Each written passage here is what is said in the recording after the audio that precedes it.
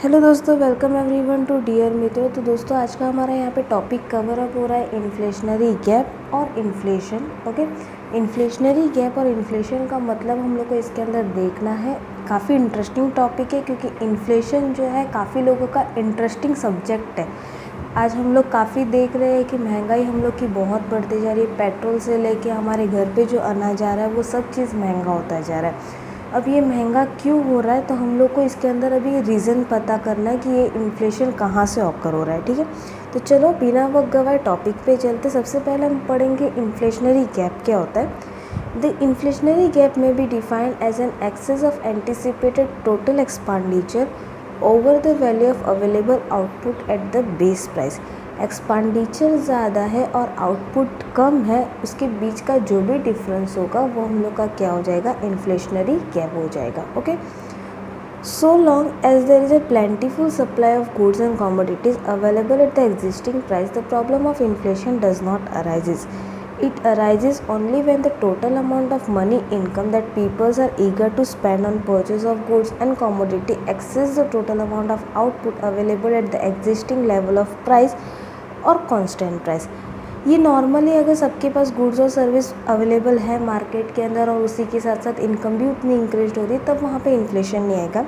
Inflation कब होगा, तो जब लोगों के पास इनकम ज़्यादा है लेकिन मार्केट में आउटपुट कम पड़ रहा है। आउटपुट का मतलब जो सामान ग्राहक डिमांड कर रहा है वो मिल नहीं रहा मार्केट में, तो इनडायरेक्टली क्या हो जाएगा, जो भी अवेलेबल सामान है, जो भी अवेलेबल आउटपुट है, उसकी प्राइस इंक्रीज़ होती जाएगी और ये धीरे धीरे इंक्रीज़ होते होते ये काफ़ी ज़्यादा महंगी होती जाएगी। ठीक है, this will be a full employment phenomenon because it is only under the condition of full employment that any further increase in the money income resulting from the increased expenditure fails to bring about an increase in the volume of output and thereby cause a rise in the price.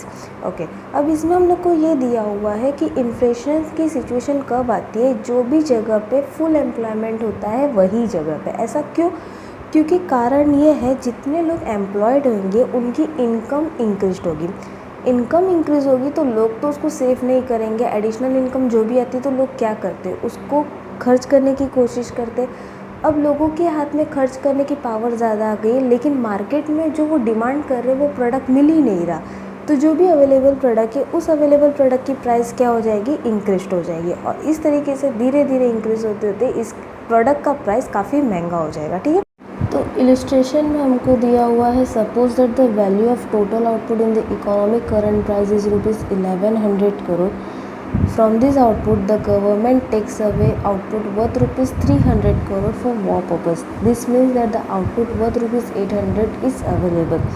1100 crore का हमारे पास output है, उसमें से 300 crore output जो है government लेके जा रही है वॉर के लिए, मतलब वॉर में जब भी काम आएगा तो उस पर्पज़ के लिए गवर्नमेंट हम लोग में से वो आउटपुट निकाल रही है। तो हमारी कंट्री के पास कितना आउटपुट बच रहा है, 800 for civilian consumption. Thus ₹800 crore worth rupees output constitute to the supply side. Supply side में आउटपुट कितना है, 800। ठीक है, अब हम लोग देख रहे हैं इनकम साइड में। To come to the demand side, suppose that the money income pay to the community is ₹1100 crore, out of which the government takes 100 crore by the way of taxes.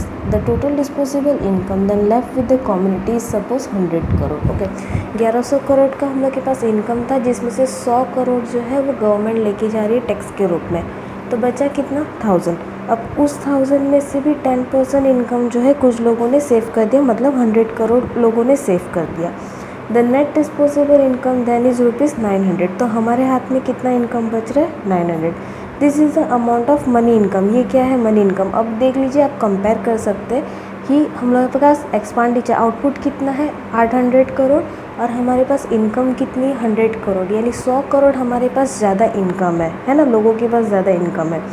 This is the amount of money income which is available for spending, but as we have seen the value of output available for civilian consumption is ₹800, there is an inflationary gap to the action of rupees, यानी जो भी difference होगा वो difference का हम लोग का inflationary gap बन जाएगा। अब हम लोग ने देख ही लिया डिफरेंस कितने का है, 100 करोड़ का हमारा डिफरेंस है। इसी चीज़ को हम लोग पेपर में ग्राफ में रिप्रेजेंट कर रहे हैं।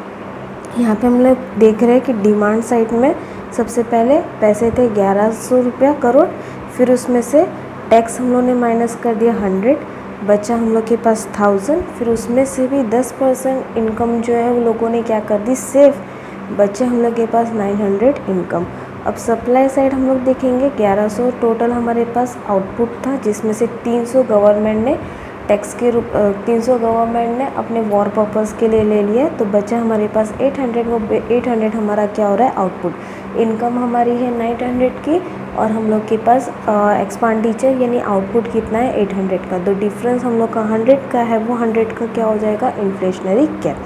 ठीक है, तो यहाँ पे दोस्तों हमारे ये कंसेप्ट जो है इन्फ्लेशनरी गैप, ये हम लोग ने रिप्रेजेंट, इस चीज़ को हम लोग डायग्रामेटिक वे में रिप्रेजेंट करेंगे। तो वो किस तरीके से, तो आपके नेक्स्ट प्रेजेंटेशन पे दिख रहा है कि हम लोग का एक डायग्राम आ गया। डायग्राम में हम लोग ने एक साइड में इनकम रखा है और दूसरे साइड में हमारा एक्सपेंडिचर है। अब इसमें C+I+G ये हम लोग के 3 फॉर्मूला है। C का मतलब होता है कॉस्ट, I का मतलब होता है इन्वेस्टमेंट, G का मतलब होता है गवर्नमेंट एक्सपेंडिचर। ठीक है, तो हम लोग ने देखा कि जब हम लोग का नॉर्मल इनकम जो है वो C+I+G1 तक है, आउटपुट भी उतना ही रह रहा है। अब सपोज़ ऐसा हो गया है कि गवर्नमेंट का कुछ वॉर का खर्चा बढ़ गया कुछ साल के लिए, ठीक है, तो वो वॉर का खर्चा बढ़ने की वजह से हमारा जो आउटपुट यहाँ पे हम लोग कस्टमर को दे रहे थे, वो हमको कहाँ पे देना पड़ रहा है, वॉर में देना पड़ रहा है। तो वो आउटपुट हम लोग को कम हो गया, लेकिन इनकम वही की वही रह रही है। तो क्या हो जाएगा, तो वो डिफरेंस आ जाएगा। वो डिफरेंस का हमारा क्या हो जाएगा, इन्फ्लेशनरी गैप हो गया। ठीक है,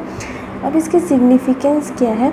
the concept of inflationary gap is of great special practical importance as it enables us to measure statistically the pressure of inflation. ये काफ़ी इंपॉर्टेंट सब्जेक्ट है, क्योंकि हम लोग को इससे ये पता चलता है कि इन्फ्लेशन कितना बढ़ रहा है। It helps the government and the monetary authority in the formulation and proper selection of various anti-inflationary measures. In other words, it indicates the direction and to extent to which the various anti-inflationary measures should be pursued by the authority. Keynes has used this concept not only to emphasize the strategic significance of the flow of money income influencing the price level, but also to stress the primary importance of fiscal measures like taxes and public borrowing for wiping out inflationary gap. अब ये concept क्यों important है, क्योंकि इससे government को भी पता चलता है कि हमारी महंगाई कितनी बढ़ती जा रही है और उसको कंट्रोल किस तरीके से करना है।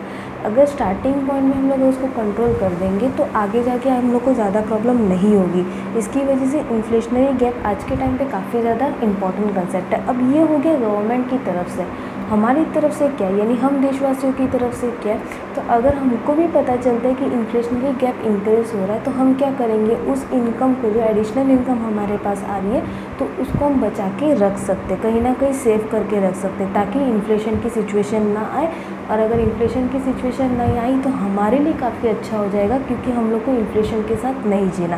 ये जैसे जैसे बढ़ता जाएगा हमारी प्रॉब्लम और इंक्रीज़ होती जाएगी। तो इससे हम लोग बचाव के रूप में यूज़ कर सकते, जैसे कि हम बारिश में जाते तो हम रेनकोट वगैरह अपने आप को बचाने के लिए यूज़ करते, उसी तरीके से इन्फ्लेशनरी गैप हम लोग को सिर्फ एक बताता है कि अलर्ट वाली सिचुएशन आ गई है, जितना जल्दी हो सके उतना जल्दी स्टेप ले लीजिए। तो दोस्तों यहाँ पे हमारा ये कंसेप्ट ख़त्म हुआ। होपफुली आपको मेरा वीडियो समझ आया होगा। समझ आया तो प्लीज़ अपने दोस्तों के साथ शेयर करना और डियर मित्रों को सब्सक्राइब करना ना भूलिएगा। मिलते हैं नेक्स्ट वीडियो में, तब तक के लिए बाय बाय।